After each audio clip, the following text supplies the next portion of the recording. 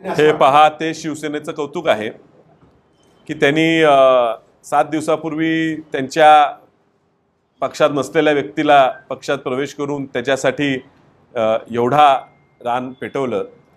का पेटवलं, त्याच्या मागे काय कारण आहे, हे तुम्ही प्रश्न विचारता. मला माहीत असते तर मी उत्तर दिलं असतं. भाजपकडे जाता जाता वंचित मार्फत शिवसेनेत प्रवेश केलेल्या व्यक्तीसाठी ते एवढं लढतात.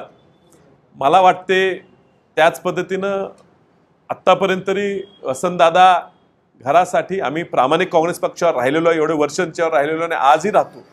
कुठल्याही प्रलोभनांना, कुठल्याही सत्तेच्या हौसापोटी आम्ही कुठे गेलेलो नाही.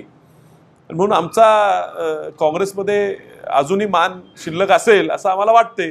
ते दिसेल एका 2 दिवसात. साहेब, ती कोंडी कधी झाली? उमेदवारी अर्ज एबी फॉर्म भरायच्या शेवटच्या दिवशी झाली.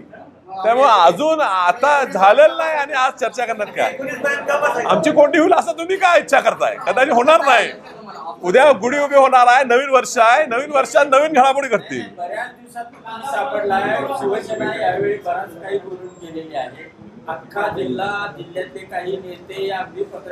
मलाही भरपूर बोलायची इच्छा आहे, मात्र आज मुद्दा खूप महत्वाचा आहे.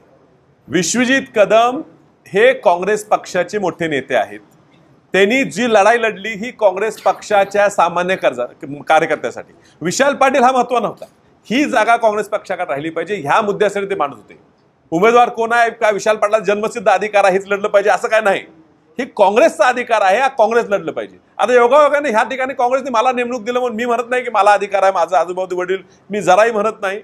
मी 20 वर्ष ही उमेदवारी मागतो, मला मिळत नाही, मग तरी मी लढतच राहिलेलो आहे आणि माझी कायम लढायची तयारी. पण विश्वजित कदम लढत असताना त्यांनी घेतलेल्या एखाद्या मुद्द्यावर स्टँड घेतला, त्यांनी त्याच्या विरोधात शिवसेनेनी त्यांच्यावर वैयक्तिक टीका करावी ही लोकाला रुचलेली नाही. मुळात ही जागाच शिवसेने मागितली रुचलेली नाहीये.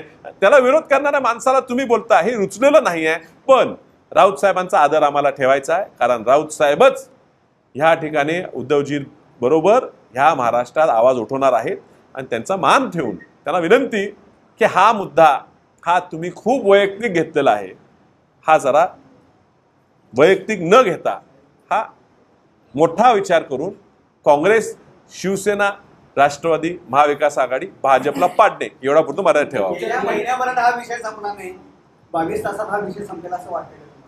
हे कधीतरी डेडलाईन असते, कदाचित संपणार नाही, कदाचित 19 पर्यंत चालू राहील. आज आपल्याला सांगता येत नाही.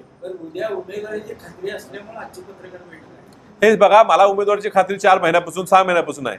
पण हे बघा, शेवटी माणसाची तयारी असली पाहिजे. निकाल कसाही जाऊ शकतो, त्यामुळे ज्याच्या होईल त्यावेळी बघू. निकाल लागला